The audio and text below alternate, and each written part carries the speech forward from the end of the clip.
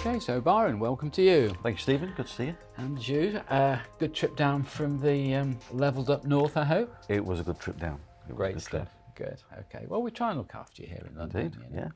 Good to be back. So, if I might ask the first one, is I have a residential property that's in a rural location and it's vacant. The property is of reasonable size with outbuildings and, of course, is attracting unwanted attention with frequent vandalism.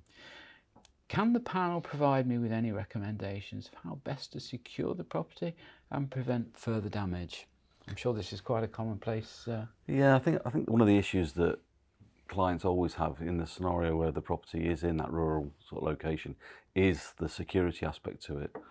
And if it's of a substantial size, such as what the viewers outlined, then it is going to create attention, especially get attention when it becomes vacant.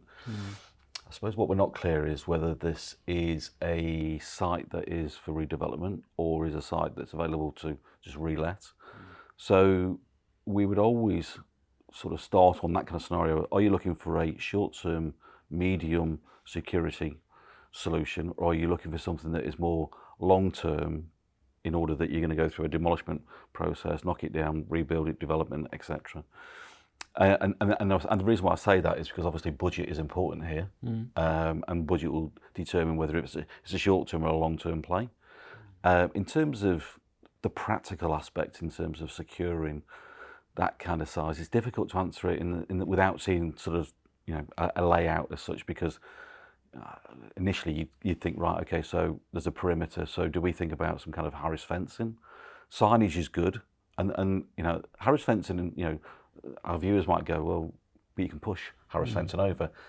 Without Harris fencing, the perimeter is unknown, so the individuals that are it's a psychological barrier. Correct, Yeah. and that's the point. So an individual or individuals that are going to this property to vandalise or whatever, if there's fencing up, by the fact that they're moving fencing, basically what we're saying to them is you are now trespassing.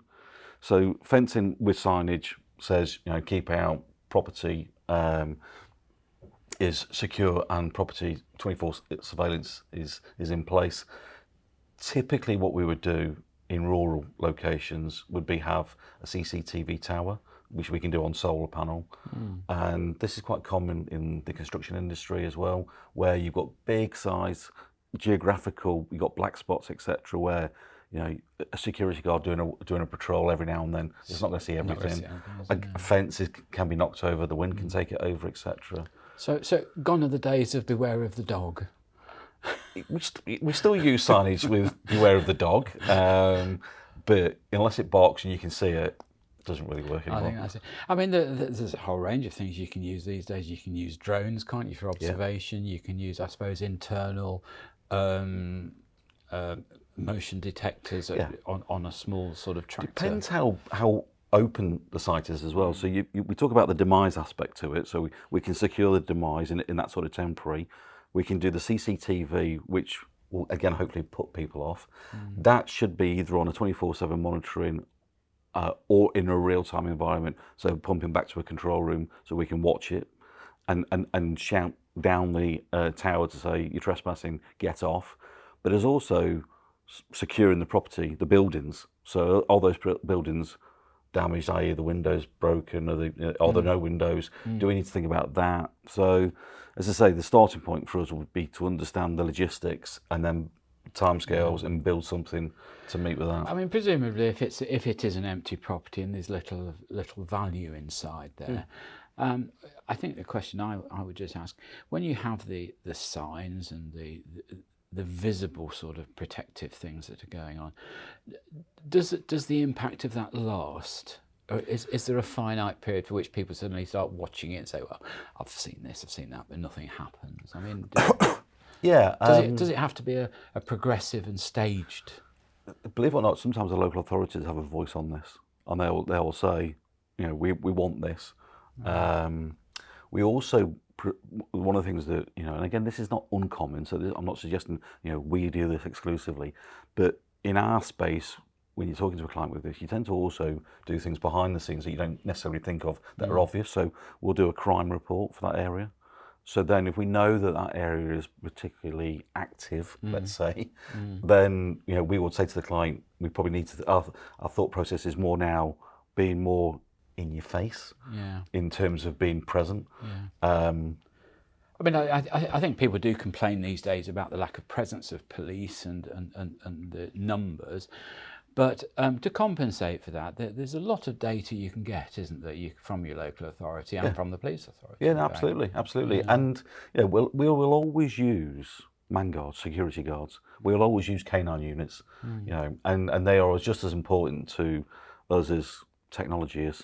And technology is always moving, but there's something always solid about having a guard with a dog, or a 24/7 presence. In the physical sense, because you can see it. Where a tower, etc., is like, is it on? Unless it makes a noise, you don't know what it's doing. Absolutely. All right. Well, let's move on to another subject now, and this is an interesting one.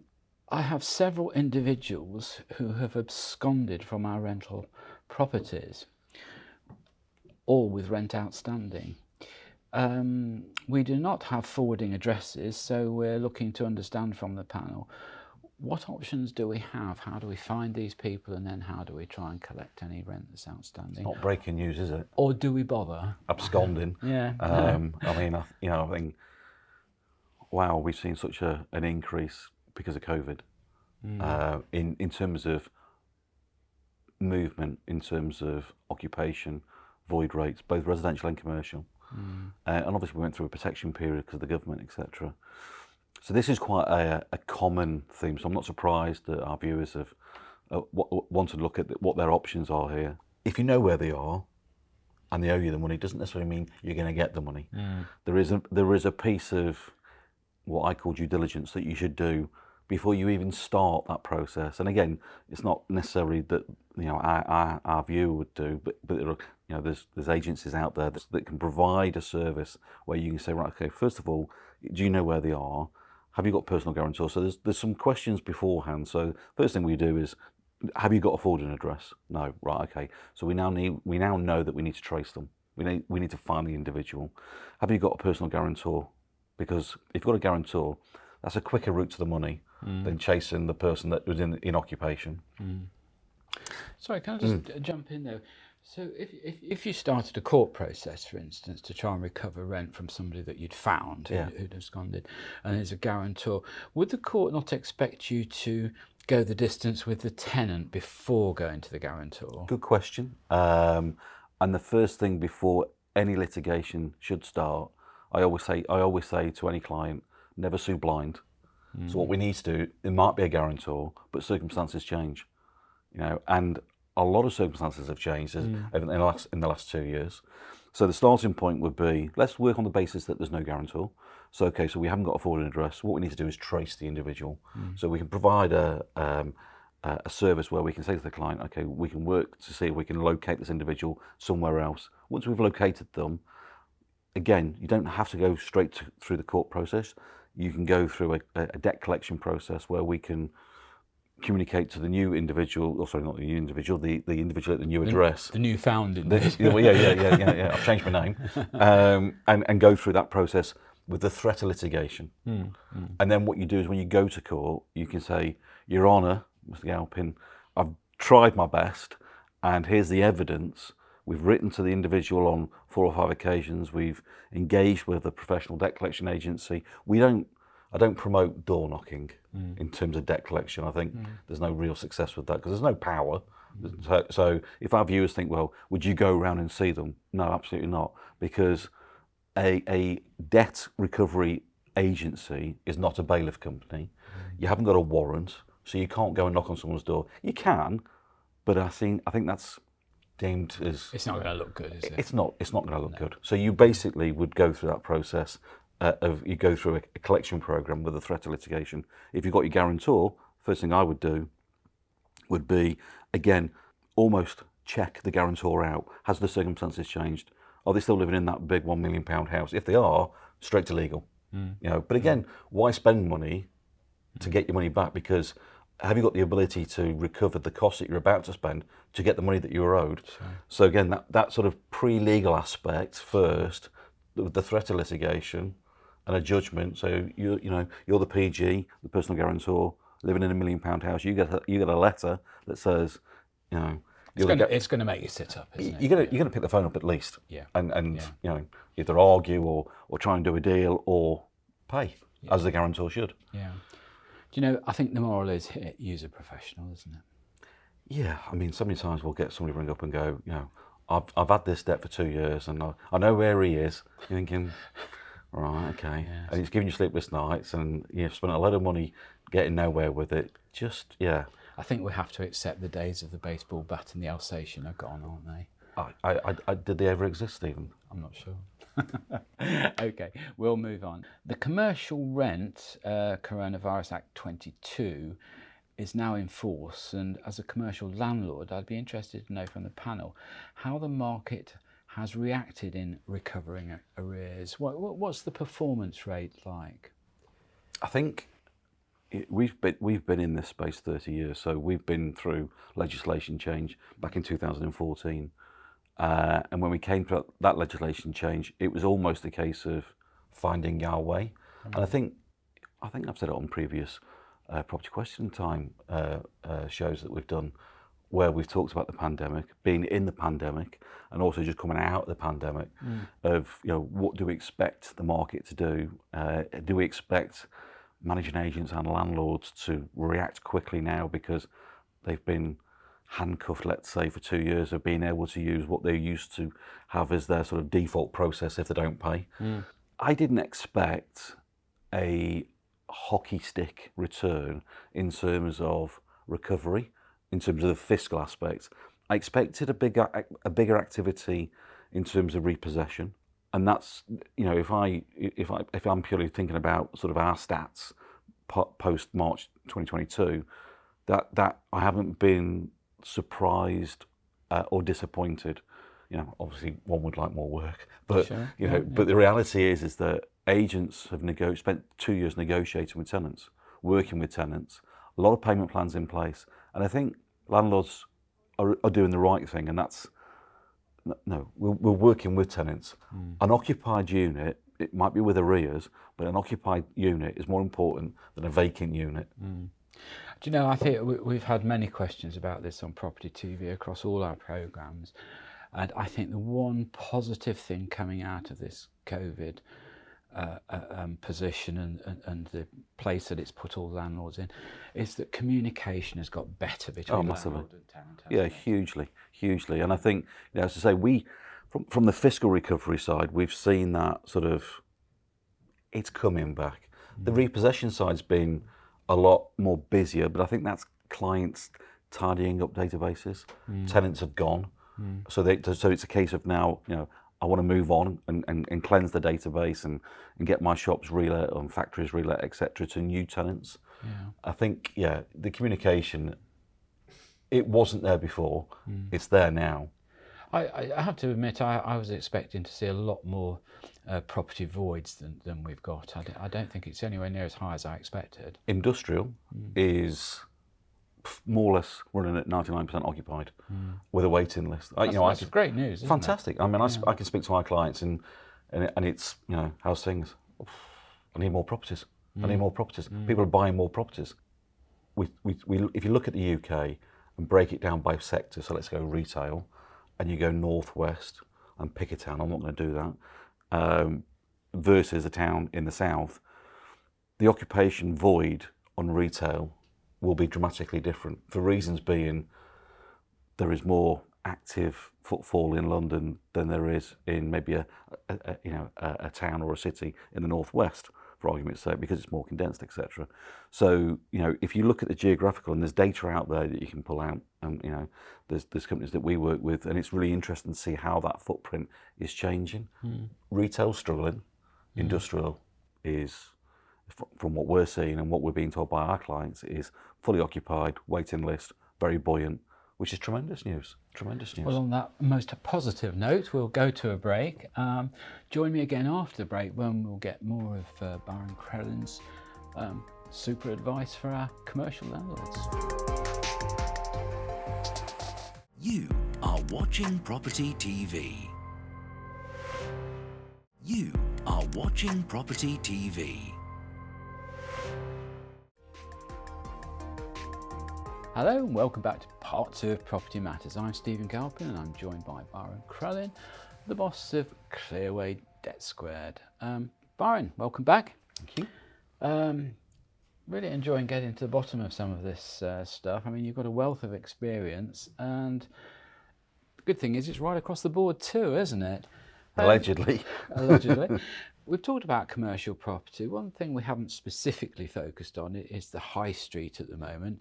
I mean, even leading up to COVID, we had a lot of talk about high streets being destroyed, left empty, failing in the future to be part of the sort of community, part of a small town's life. What's the situation now? I mean, I know at the time, a couple of years ago, I'd walked down Oxford Street and half of it was either charity shops or empty, but now it's full again. But you're going to say that Oxford Street's not really a typical high street, aren't you? It's like Disneyland to me, you know. But yeah, I think you know that's probably not a real true reflection on the UK.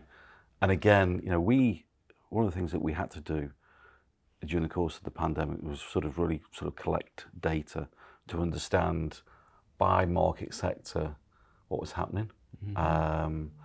And you know, obviously we had restrictions, etc. What we've seen coming out of a pandemic is retail, and and that's what you've mentioned. That is hurting in certain places. And I will probably have landlords and agents going, my portfolio is fine. And I'm not talking by every single postcode across the UK.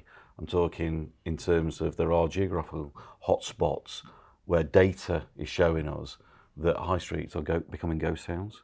Now the government have stepped in with this with a selection of local authorities where they're saying that if a property is not let within a certain period of time, then they'll effectively create an auction where new tenants can bid.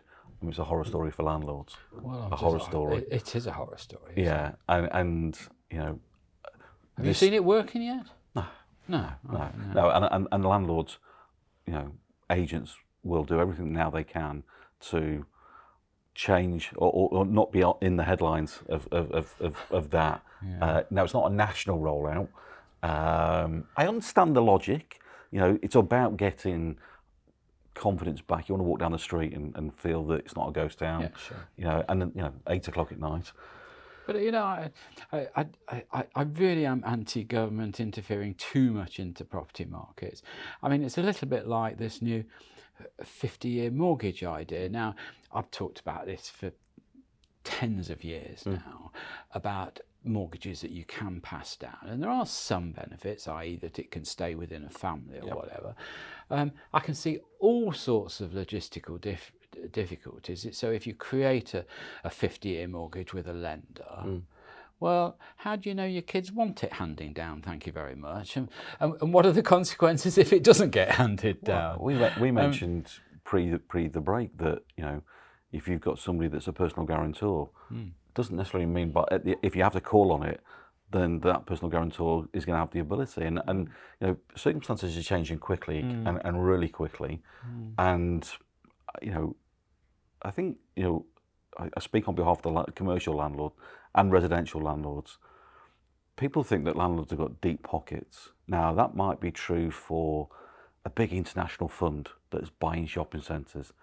But we also have to think about, you know, and we represent an individual, you know, who is an individual that's got a day job, but is through their pension decided to buy 3 shops. And when the pandemic hit, they had no revenue from those portfolios, but tenants were allowed to stay open and trade. And I'm not saying that that was wrong, but I'm saying, you know, the government talk about levelling up, and we've got landlords that have been effectively left out there and gone, you can't enforce for monies that you're owed. You are encouraged by the government, in brackets, told, close brackets, by the government, write off any arrears or negotiate settlement. And that didn't happen for a quarter or for a month. That happened for 2 years. And therefore, when we talk about the high street, as you referenced and said, how does that high street look? You can go around certain parts of the UK, and I think there's one area in Staffordshire which was reported by one of the nationals that this is the ghost town. It's the ratio of occupied versus void. It doesn't exist. It is void. It is ghost town. And I think the reality is that that's going to take time to heal. I think landlords have been hurting for 2 years, and now it's the case of now negotiating and getting arrears back and recovered, etc., or arranging to write off and get new tenants in. But I also think what government fail to take into account sometimes is the geographical differences of various places in the UK. So I'm afraid what will work in the south of England may not necessarily work in Birmingham, Manchester, or further north. The government used the reference levelling up, but as you say, we've still got restrictions in Wales where we can't take possession, and that's going to be reviewed September this year. Now that's the Welsh government. Now, I'm too politically sensitive to go. My personal views on this are, I can only talk about sort of what the market that we operate in is doing and how it's reacting. And I think the reality is, Stephen, it's not doom and gloom. We mentioned earlier industrial's fine, but landlords have had it bad, and there's a lot of arrears out there, and occupied versus unoccupied. We've seen a massive spike in the void properties that we're managing, but that's not because we've been successful. That's a pandemic. And it will slow down and it will level out again. But yeah, this is a slow walk. Let's just talk a little bit about getting properties re-let. And we've had a question in that says this: the minimum energy efficiency standards legislation came into force in April 2018. As a property management agency, we are aware that unless a building has an Energy Performance Certificate, EPC, in place to show the building has an energy efficiency rating of E or better, we are effectively precluded from letting to a tenant. We're often appointed by our clients who purchase a portfolio of property stock, which will be a mixture of occupied and vacant properties. What would the panel recommend as the best practice to ensure we can turn around these properties and get them occupied quickly and in a compliant manner? That's a client that knows what's going on. I think we've got some viewers now sitting looking at their televisions with their mouth out going, what did he just say? I'm sure you're right. I need to rewind that one because... Well, assume it rewound and tell us the answer. So EPC, the government have introduced the energy piece of legislation that says by 2023, if your property doesn't have an EPC rating of E, you can't re-let it. That's the big statement. So for the viewers who are going, EPC? E? 2023, what's this? This is news to me. Managing agents are all over this. Bigger landlords are all over this. And I'm sure some of our up-to-date, current, astute investors are bang up to date on this. But there are landlords out there that will go, EPC 2023, oh, I've got plenty of time yet, I'll look into that. The reality is the clock is ticking, because if you've got a tenant in occupation, then you've got a right and duty of care to ensure that that property is fit for purpose and to occupy in terms of to trade. Why would a property fail an EPC rating? Why wouldn't it be an E? So real basic example would be go to into the washroom, the tap is a turn tap. Not efficient, because if it's a pump tap, the water comes on and then it stops. If it's a tap, you've got to turn it the other way to turn it off. People forget. We get called out 8 o'clock at night going, there's a flood. I was like, okay, someone's left the tap on. It's not, there's a pipe burst. And the whole aspect of this is basically creating, so lights as well, so we're using, bringing properties up to speed, more current, so you're not occupying I think archaic is probably too strong, but you're not as a tenant moving into a property that is, let's say, needing a lick of paint in the sense of, in terms of lighting, in terms of the plumbing, etc., the air conditioning unit.